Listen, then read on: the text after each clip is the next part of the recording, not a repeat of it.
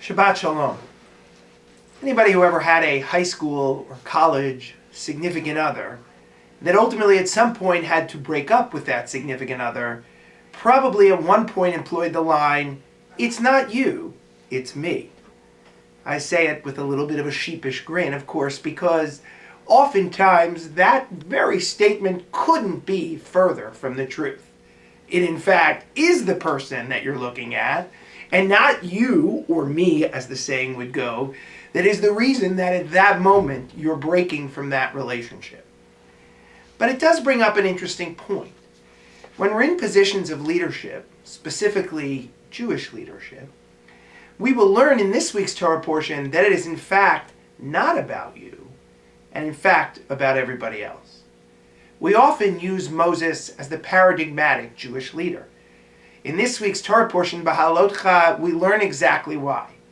First of all, the text tells us that Moses was amongst the most humble man that ever walked the face of the earth.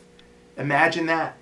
In the same Torah portion where God tells Aaron and Miriam that Moses speaks to God in a way that no other human being would speak to God, that it also mentions Moses' tremendous humility. If anyone, and I mean anyone, had reason to have an ego, it would probably be Moses. But ultimately, we also see in this week's Torah portion Moses' recognition that leading these people by himself is too much for him. He just simply can't do it. They are constantly complaining. They are a slave people who is trying to get through the desert to the promised land, and it's too much for him. Ultimately, God appoints 70 leaders who will help Moses, 70 elders with wisdom and the correct spirit to know what the people need going forward.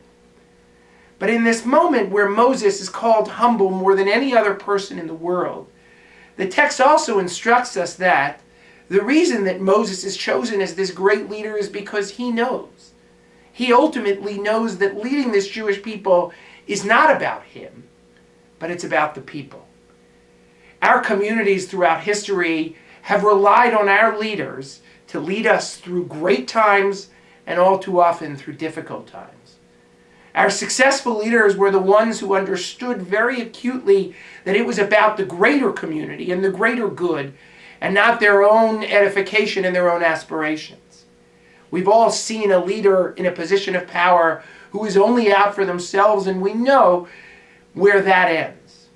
But a true leader, a true Jewish leader, a true Navi, as Moses is called, there was no other prophet who rose in Israel like Moses, is one that knows that ultimately it is about the people and not them. Shabbat Shalom.